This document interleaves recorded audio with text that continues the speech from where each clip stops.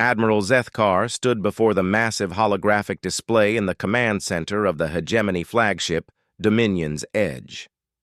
The blue-white marble of Earth rotated slowly in the center of the projection, looking deceptively peaceful from this distance. Around him, his senior staff watched with barely contained excitement as final preparations for the invasion were completed.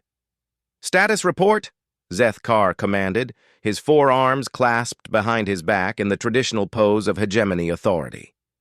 Captain Veltar, his tactical officer, stepped forward with enthusiasm evident in her voice. "All fleet elements are in position, Admiral. 300 dreadnoughts, 800 cruisers, and 2,000 escort vessels. The orbital bombardment platforms are charged and ready. Our ground forces number 50 million elite warriors across all divisions." Zethkar allowed himself a moment of satisfaction. The Galactic Hegemony had conquered 47 star systems in the past century. Each campaign had followed the same pattern: overwhelming force, swift victory, and the absorption of yet another primitive species into their empire. Earth would be no different. "What do our intelligence reports tell us about human military capabilities?" he asked, though he already knew the answer would be amusing. Commander Thexnall, the intelligence chief, consulted his datapad with what could only be described as barely suppressed laughter. "Admiral, they're still using chemical propulsion for most of their spacecraft. Their largest military vessels are primitive metal constructs that float on water. They fight wars with projectile weapons that require physical ammunition. Most remarkably, they appear to organize their entire planet around the concept of separate nations that regularly conflict with each other." The bridge crew exchanged amused glances. Several officers made sounds that passed for laughter among their species. "Their population?" Zethkar inquired. 8 billion individuals scattered across their single planet. No significant off-world colonies, no faster-than-light travel, no energy shields, no plasma weaponry. Admiral, this will barely qualify as a training exercise for our junior officers." Zethkar nodded approvingly. The Hegemony Council had chosen Earth specifically because it represented such minimal resistance.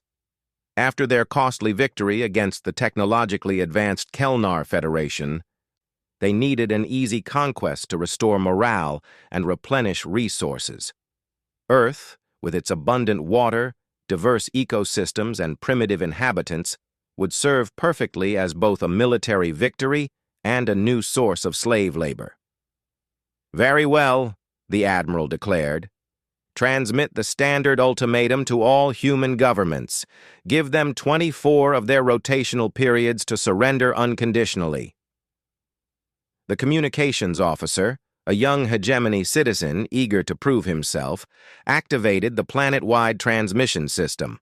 Across Earth, every television, radio, and internet-connected device suddenly displayed the same message in all human languages simultaneously. "Primitive inhabitants of the third planet," the translation began, "you are now subjects of the Galactic Hegemony. Your species has been selected for incorporation into our empire. You have one rotation of your planet to surrender all military forces and submit to hegemony authority. Resistance is futile and will result in your complete extinction. Comply, and your species will serve the hegemony as laborers and soldiers. Refuse, and you will be eliminated." On Earth, the message caused immediate global panic. Emergency sessions convened in the United Nations, the Pentagon, the Kremlin, and every major government center on the planet. Military leaders who had spent their careers preparing for conflicts with other human nations suddenly faced the impossible task of defending against an alien invasion. President Sarah Chen of the United States stood in the Situation Room, surrounded by her top advisors and military commanders. General Marcus Hayes, chairman of the Joint Chiefs, was speaking in urgent, clipped tones. "Madam President, our satellites confirm the presence of an enormous fleet in high orbit. The ships are unlike anything in our technological understanding. Conservative estimates suggest thousands of vessels, some larger than our aircraft carriers. Secretary of Defense Robert Kim leaned forward over the conference table. We've been in contact with every major military power on Earth.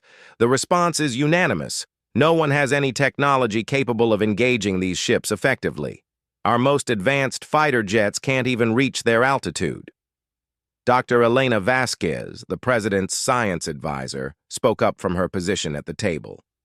Based on preliminary analysis of their transmission technology and the visible design of their vessels, we're facing a civilization thousands of years more advanced than us.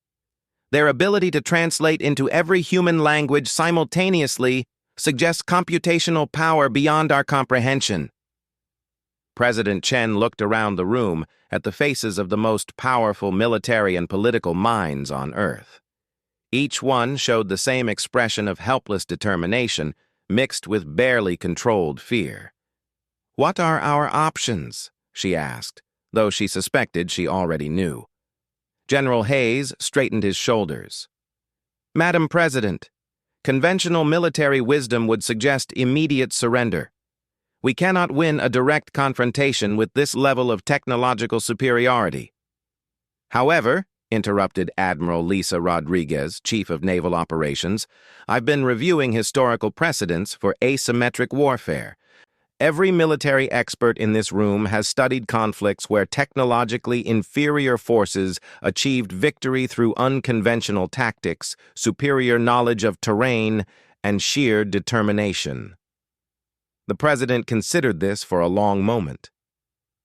"You're talking about guerrilla warfare on a global scale."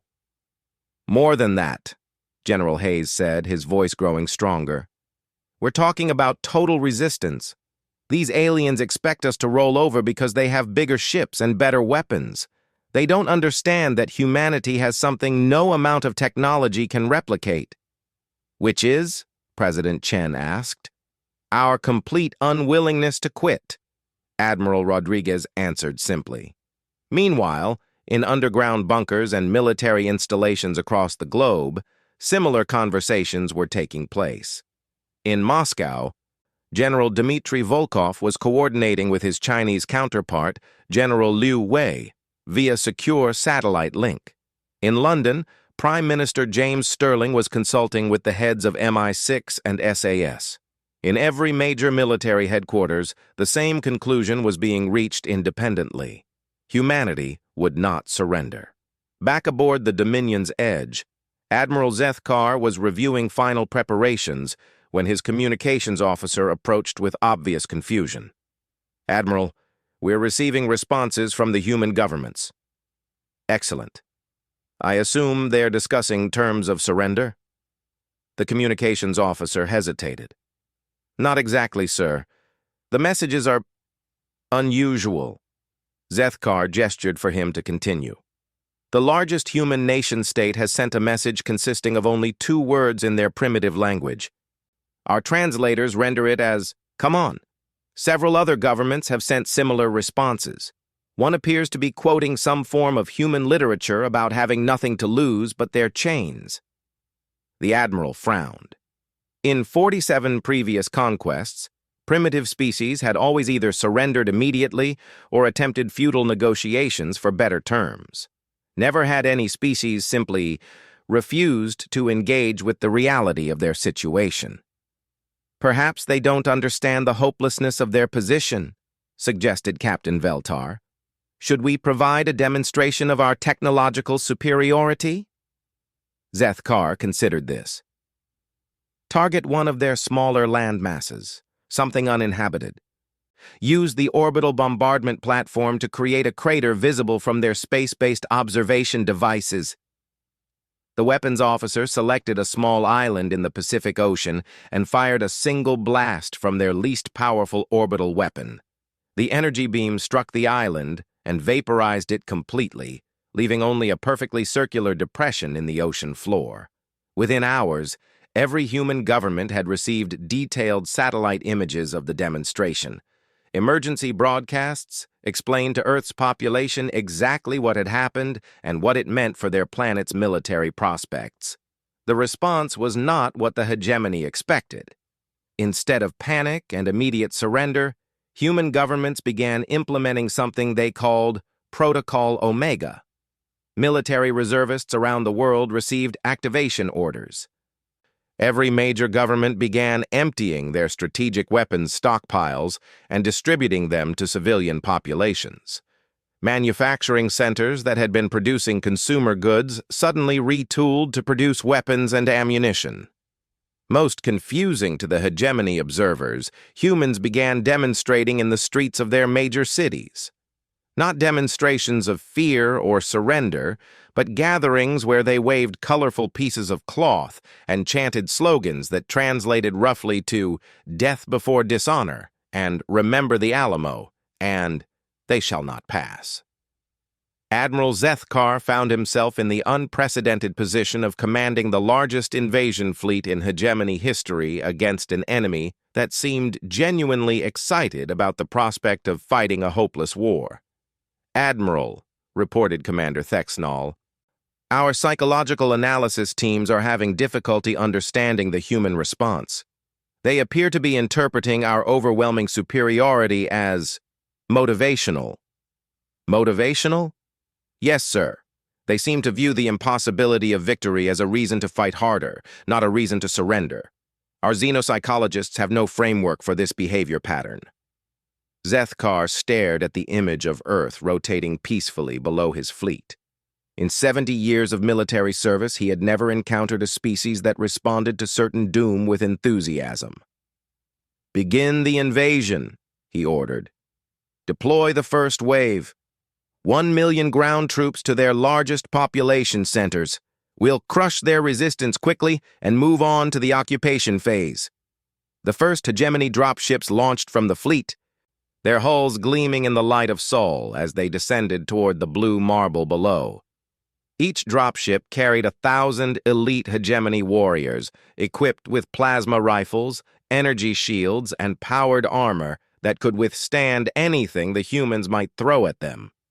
As the first wave entered Earth's atmosphere, the ship's sensors detected something unexpected.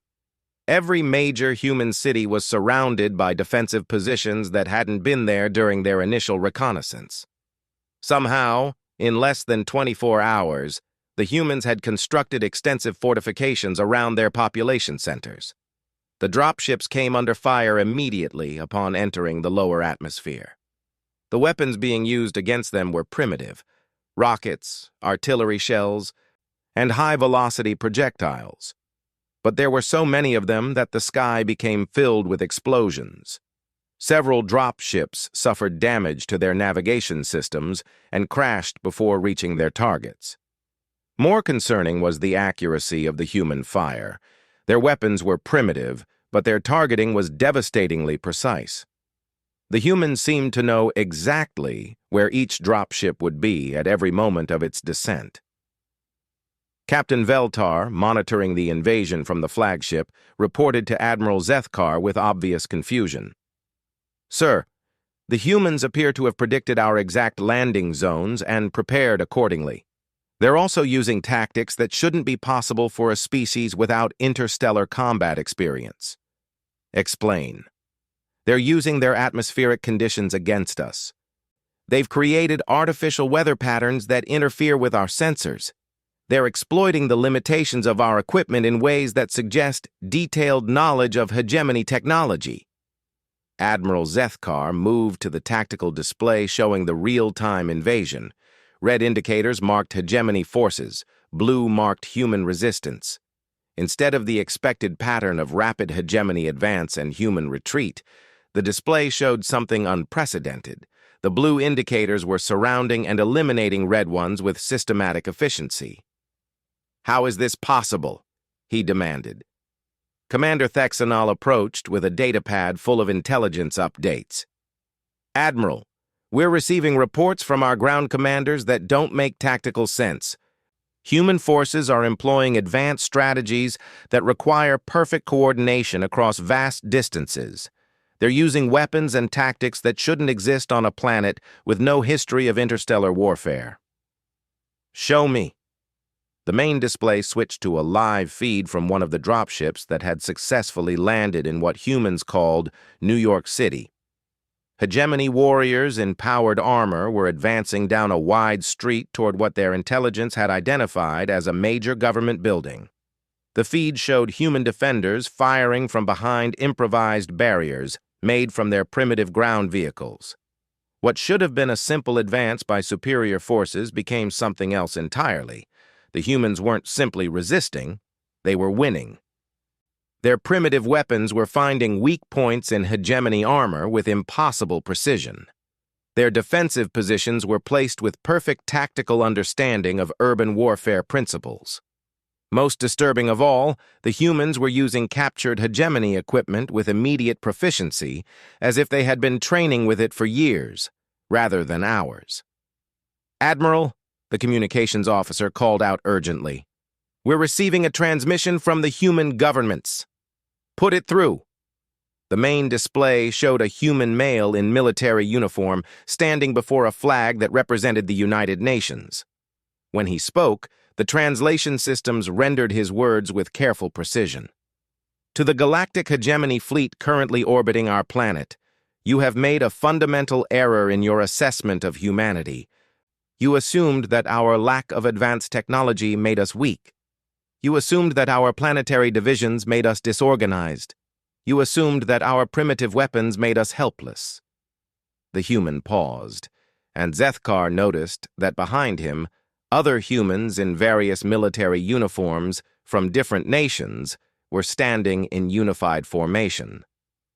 "You failed to understand that humanity has been preparing for this war for our entire recorded history. Every conflict we have ever fought, every weapon we have ever developed, every tactical innovation we have ever discovered has been in preparation for the day when our species would face extinction. You are not invading a primitive planet. You are attacking a species that has spent 10,000 years perfecting the art of warfare." The transmission ended, leaving the bridge of the Dominion's edge in stunned silence. Captain Veltar was the first to speak. "Admiral, request permission to withdraw the first wave and reassess our strategic approach." Admiral Zethkar stared at the tactical display, watching as more red indicators disappeared from the map of Earth's surface. In 3 hours of ground combat, humanity had eliminated 30% of his initial invasion force. For the first time in his military career, Admiral Zethkar was beginning to suspect that he might have underestimated his enemy. General Marcus Hayes stood in the underground command center beneath Washington, D.C., watching as real-time battlefield reports flooded in from across the globe. The massive holographic display showed Earth from space, with green indicators marking successful human defensive actions and red showing areas still under alien attack. The green was spreading faster than anyone had dared to hope. "Status report from all theaters," Hayes commanded. Colonel Sarah Martinez, his deputy commander, stepped forward with barely contained excitement. "Sir, the results are exceeding our most optimistic projections. Tokyo reports complete elimination of alien ground forces in their sector. London has pushed the invaders back to their original landing zones. Moscow has not only repelled the attack, but has captured 3 intact alien vehicles." Hayes nodded grimly. The plan was working, but he knew this was only the beginning. "What about casualties?" "Lower than expected, sir. The aliens seem to have underestimated our defensive preparations. Their ground forces are heavily armed, but appear to be trained for fighting other alien species, not humans. They're not adapting well to our urban warfare tactics." On the main display, a communication channel opened showing the faces of military leaders from around the world. General Liu Wei from Beijing, General Dmitry Volkov from Moscow, Field Marshal Elizabeth Thompson from London, and a dozen others appeared in split-screen formation. "Gentlemen, ladies," Hayes began, "Phase 1 has been more successful than anticipated. It's time to initiate Phase 2. General Liu spoke first. "Our forces have completed analysis of captured alien technology. As suspected, their equipment is designed for battlefield superiority, not for occupying hostile populations. They have significant vulnerabilities we can exploit." General Volkov leaned forward in his display. My engineers have successfully reverse-engineered their communication systems. We can now intercept and decode their tactical transmissions in real time. Field Marshal Thompson added, British forces have captured several alien prisoners. Initial interrogations reveal that they have no contingency plans for sustained resistance. Their entire military doctrine is based on rapid victory followed by immediate surrender. Hayes felt a grim smile cross his face. Perfect. Execute Phase 2 immediately. All units switch from defensive to offensive operations. Across Earth, the nature of the conflict suddenly changed. Human forces that had been holding defensive positions began coordinated attacks on alien landing zones. Military units that had been hidden in preparation for guerrilla warfare emerged to strike at alien supply lines and communication hubs. The aliens had landed expecting to fight a conventional war against a primitive enemy. Instead, they found themselves facing the combined military expertise of a species that had been perfecting warfare for millennia. Aboard the Dominion's Edge, Admiral Zethkar was receiving reports that challenged everything he understood about military operations. Admiral, Captain Veltar reported with obvious confusion, the humans have somehow coordinated simultaneous attacks on our ground forces across their entire planet. This should be impossible without faster-than-light communication. Explain how they're doing it. We don't know, sir.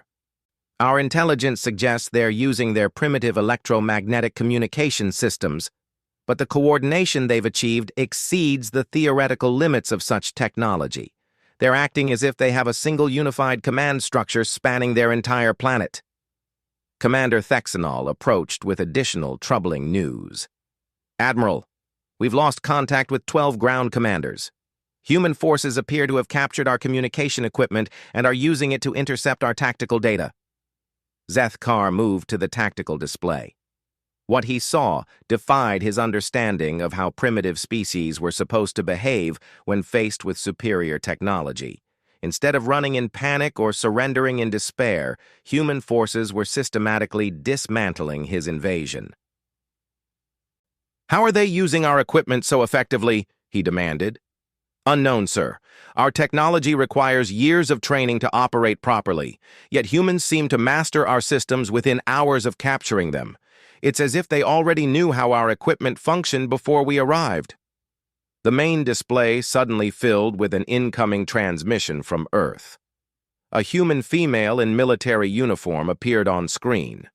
Behind her, Zethkar could see what appeared to be a captured hegemony command vehicle with human soldiers operating alien control systems.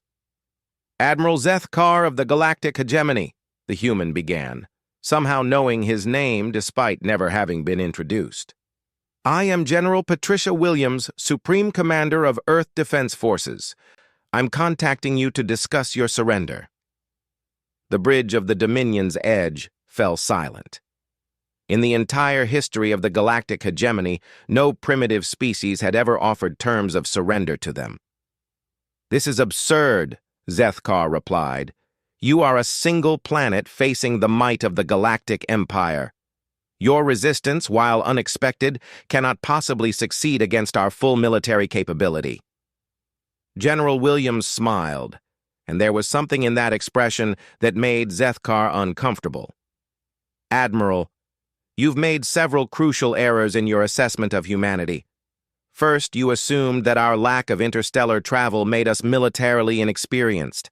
What you failed to understand is that humans have been preparing for this exact scenario for generations. Impossible. Your species has had no contact with interstellar civilizations.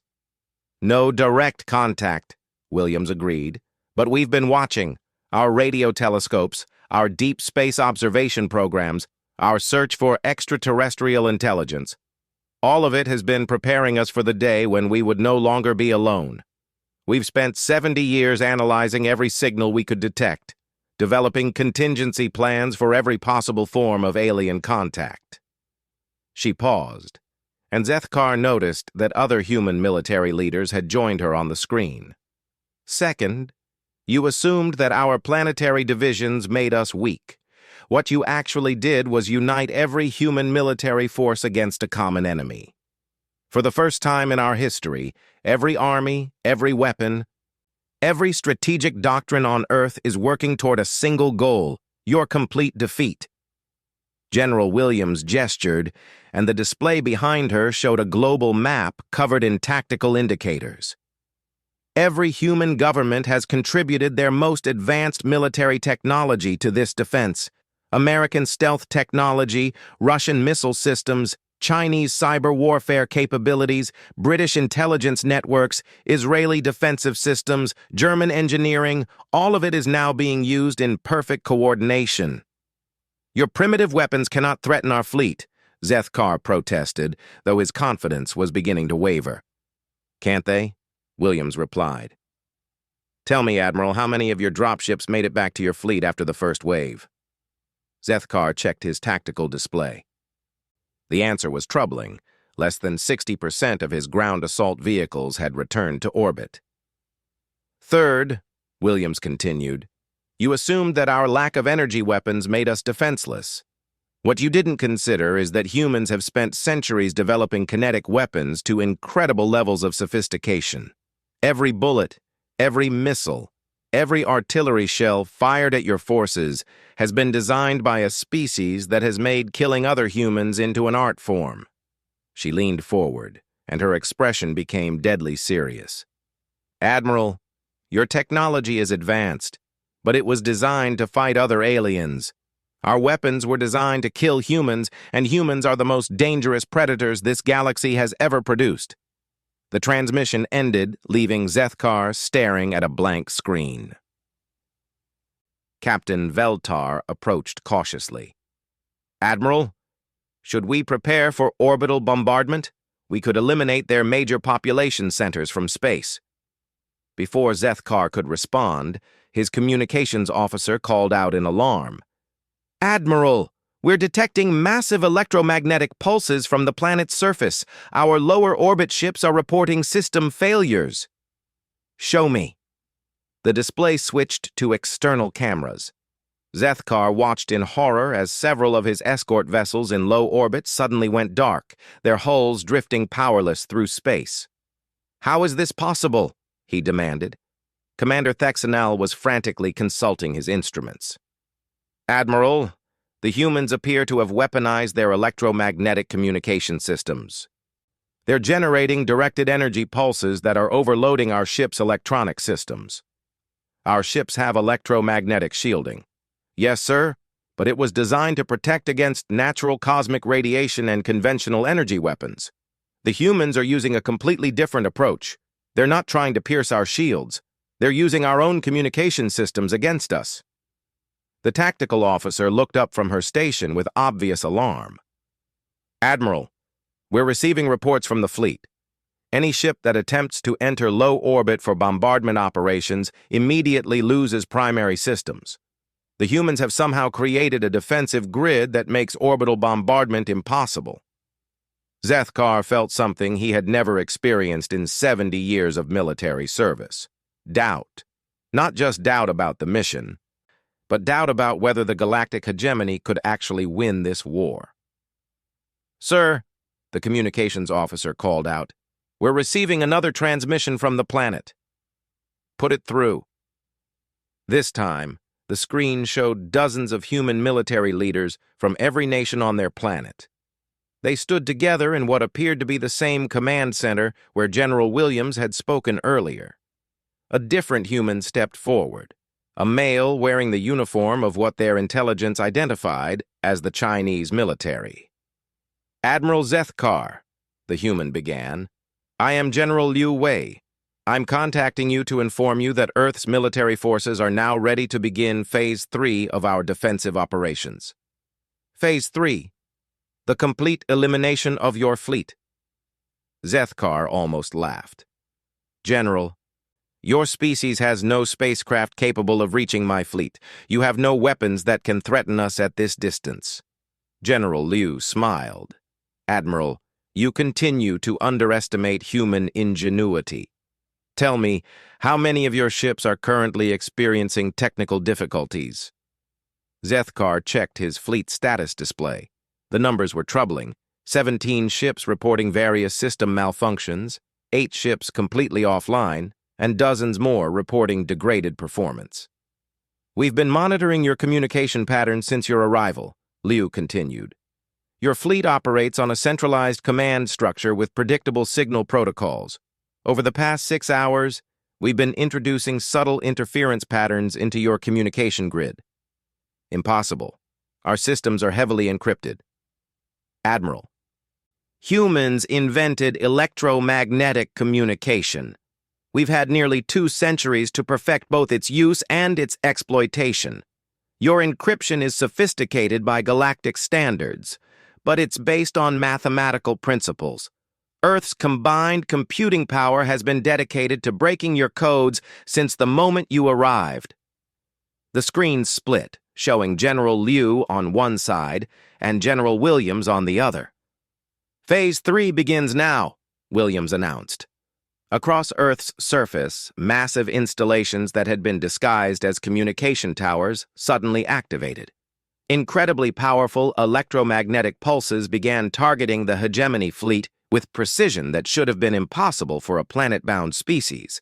But these were not random attacks. Each pulse was carefully calibrated to exploit specific vulnerabilities in hegemony technology that human scientists had discovered during their analysis of captured equipment. Ships that had been functioning normally suddenly found their navigation systems confused, their weapon targeting systems inaccurate, and their communication systems flooded with interference that made coordination impossible. "Admiral," Captain Veltar called out in alarm. "We're losing ships across the fleet, not destroyed, disabled. The humans are somehow shutting down our vessels without physically attacking them." Zethkar watched in growing horror as his magnificent fleet, the pride of the galactic hegemony, began falling apart around him. "How many ships are still combat effective?" he asked. "Less than 40%, sir, and the number is dropping rapidly." For the first time in his military career, Admiral Zethkar found himself contemplating the impossible: retreat. On the main display, another transmission began from Earth.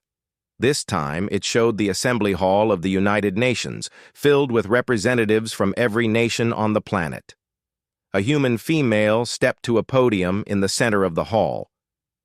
"People of the galactic hegemony," she began, "I am Dr. Elena Vasquez, Secretary General of the United Nations. I speak for all of humanity when I say this. Earth is not conquered. Earth will not surrender. And Earth is no longer defenseless." She gestured to a display behind her showing technical schematics that made Zethkar's blood run cold. "Your invasion has provided us with everything we needed to understand your technology. We have reverse-engineered your faster-than-light communication systems. We have analyzed your ship designs. We have studied your weapons, and we have found ways to improve on all of them." The display showed something that should have been impossible: technical blueprints for spacecraft incorporating both human and hegemony technology. "Admiral Zethkar, you came here expecting to conquer a primitive planet. Instead, you have given humanity the keys to the galaxy. We thank you for your contribution to human technological advancement." The transmission ended.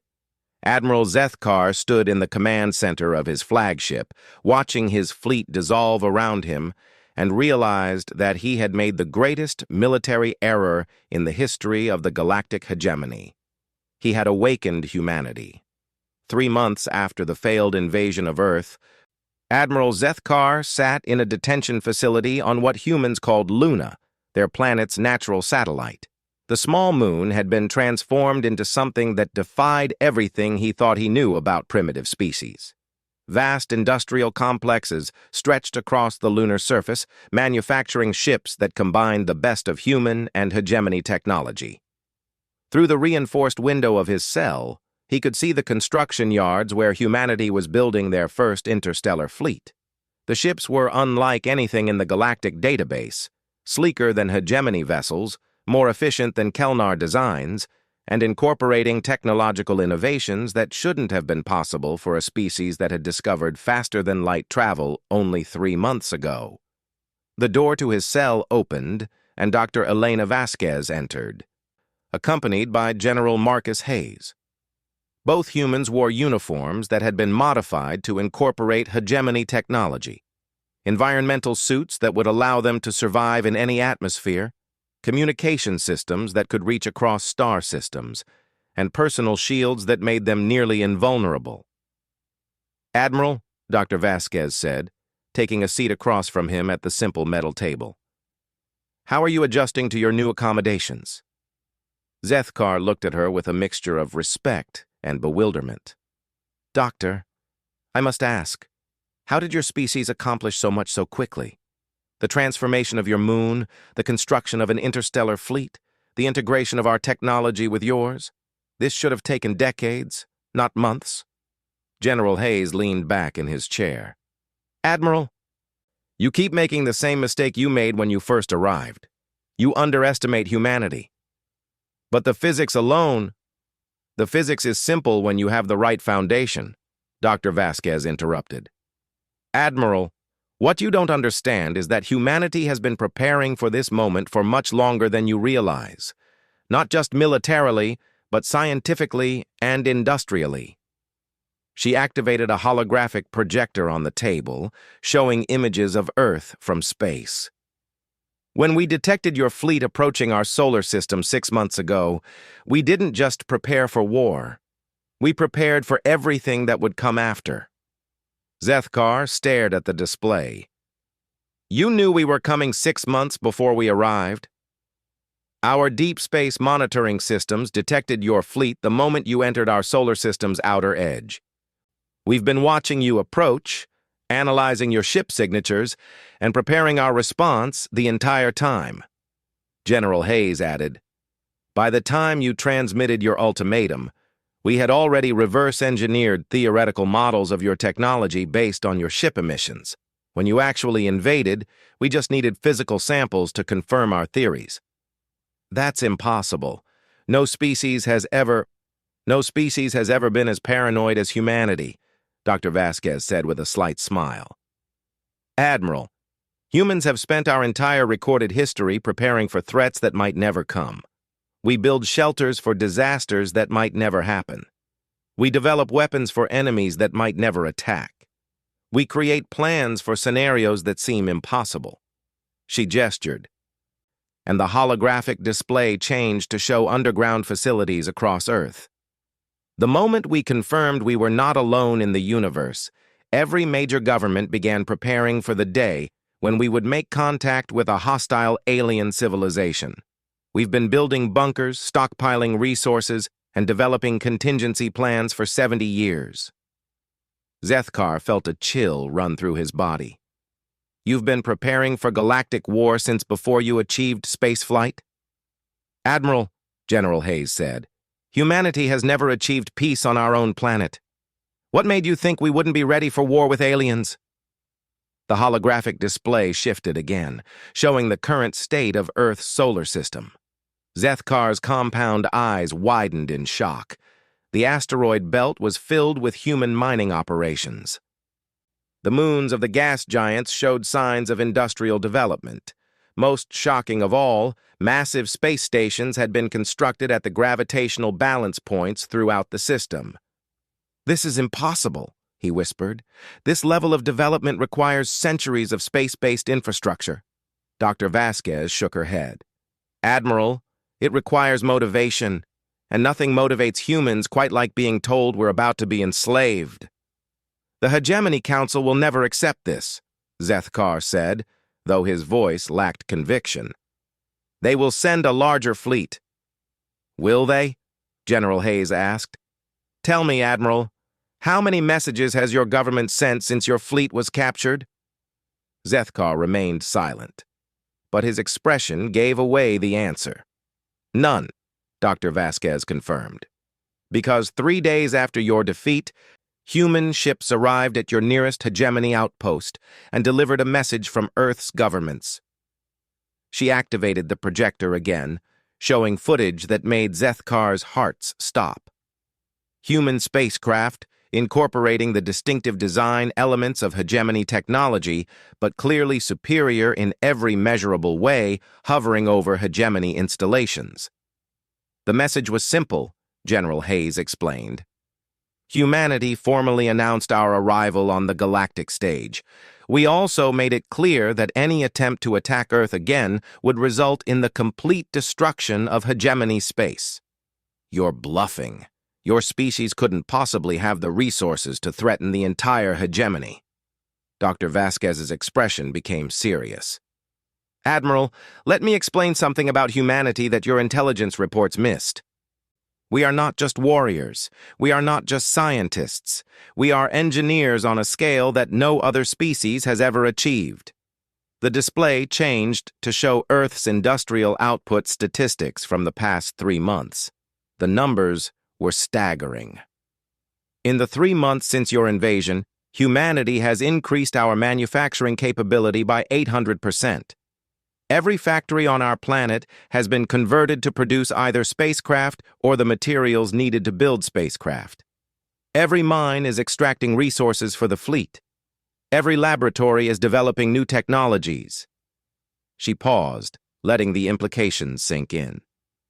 Admiral, your species conquers planets to gain access to their resources and labor.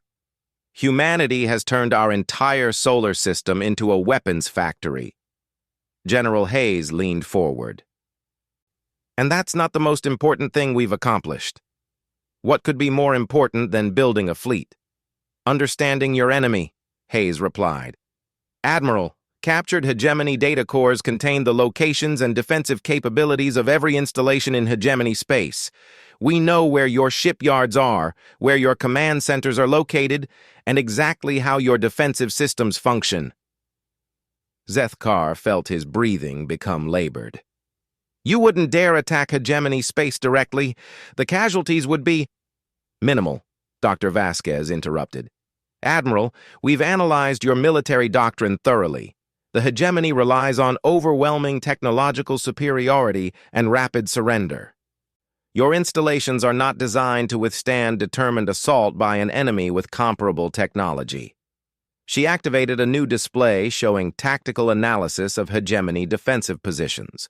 More importantly, your entire governmental structure depends on the myth of hegemony invincibility. The moment word spreads that a primitive species defeated your largest invasion fleet, every conquered world in your empire will begin questioning whether they need to stay conquered. The implications hit Zethkar like a physical blow. The galactic hegemony controlled 47 star systems containing hundreds of billions of sentient beings. Most of those beings remained loyal only because they believed resistance was hopeless. You're talking about the collapse of our entire civilization, he said quietly. Yes, General Hayes confirmed without emotion. Unless the hegemony agrees to humanity's terms. Terms? Dr. Vasquez stood and moved to the window, looking out at the bustling construction yards on Luna's surface. The complete restructuring of galactic government, Admiral. No more conquests. No more slave species. No more technological suppression of developing civilizations. The Council will never agree to such terms. Then the hegemony will fall, she said simply. Admiral, we've been in contact with representatives from every species under hegemony rule. It turns out that most sentient beings prefer freedom to slavery. Who knew? She returned to the table and sat down. The choice is simple. The hegemony can transition to a voluntary federation of equal species, or it can be destroyed and replaced by something better. Zethkar stared at the two humans across from him. You would really risk galactic war to enforce your ideals? General Hayes laughed, though there was no humor in the sound. Admiral, humanity has been fighting wars over ideals for our entire history.